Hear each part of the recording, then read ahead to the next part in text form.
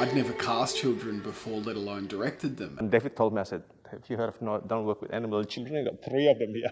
One of them's headache, 3 of them could be really difficult. The first one who came through was Ellie Tevlis. She was really good at Ava and Lisa. I think he's the kind that chases sheep, you know, like on a farm.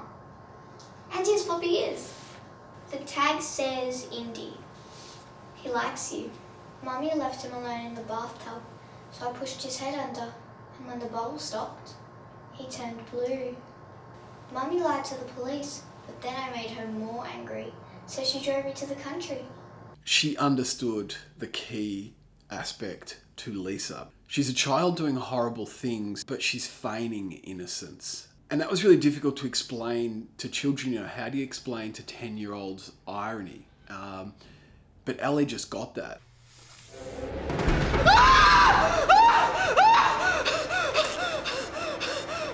The word came back that she actually really wanted to play Lisa, but she was happy to do either character. And I thought, great, I'll put her in as Lisa and keep looking for Ava. We also found Rose on that day. We had a great little actress who I thought would be good for the role. She was pushing the age bracket a little bit, but we were only a couple of months off shooting, so that wasn't going to be a problem.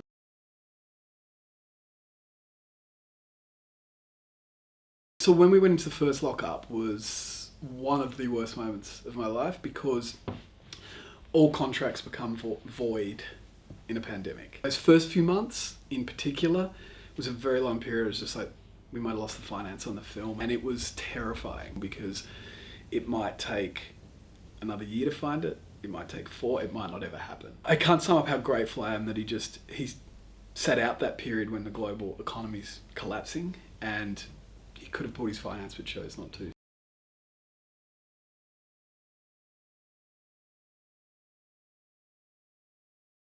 There was an aspect of that role where Rose is all about innocence, but the actress was, you know, really amazing actor, but she just didn't have that, you know, that 10-year-old innocence. You know, she was becoming a teenager. It was certainly the most unpleasant aspect of directing the whole production, which was to have to recast that role. We thought we'd seen every child actor in Melbourne, and we had to really, you know, redouble our efforts. We had another call out, and I just remember this moment when, you know, I was, you know, a bit sort of sitting on the edge of my seat in terms of, are we going to find our Rose? I was told it was a scary movie, and I was like, ooh, spooky. And I was really excited. And so I started learning my lines, and then I did the audition. And I just remember getting the audition tape from Tasha, and I just felt like this instant oh, thank God, we've totally, we found her. Talking to someone won't help. How do you know? Nothing works. Moving house didn't work. My Uncle Bill gave it to me because I love dinosaurs. Oh, which is your favourite dinosaur? The Micropachycelosaurus, because that was the longest name. It's a video assignment of our family tree. I have to interview you, Nana, and Uncle Bill. What if the mum tries to get me? I really liked her performance style. You know, it needed a lot of work, but you could see the raw talent and potential. Kestie and I met in a park with Tasha and her mum. What was really interesting about Tasha, she's very confident and she dresses really fashionably. But the key part to Rose's character is she represented innocence. She wanted to climb the trees in the park. And it was just seeing that innocence in her in that moment that I went, yeah, she will really work for the role. We even have tap and go. Wow. I don't need a receipt. Thanks. When I first read the script, I thought it was really, really well written. And I've been wanting to do another horror film for a long time, and I was waiting for something that really spoke to me. It was my day off, and I spent most of the time at home, mostly. Can anyone verify that?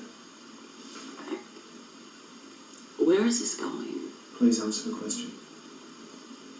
Yes, my daughter. And I also was drawn to just the groundedness of the characters, I think, and just the reality that it was based in, and then all these really unreal things happening to these characters. What did you do with the baby? There is no baby. Natalie, I don't want this to become a criminal investigation. It wasn't like the normal route that actors do, which is to audition for a role. So it was quite lovely. I was on a director's board of the Victorian College of the Arts, and on the board was the producer of The Surrogate. Yeah, so I asked her to be involved, and she wanted to see the script. I started to read the script, and I'm a third into it. I go, I really don't want to read this script because I'm so scared. And that was a really good sign. And she loved the script, so then we caught up with David in the cafe again. It's always through coffee. It's just the amount of coffee we consume is quite a lot. And the director approved of me, which was fantastic. And then I was offered the role.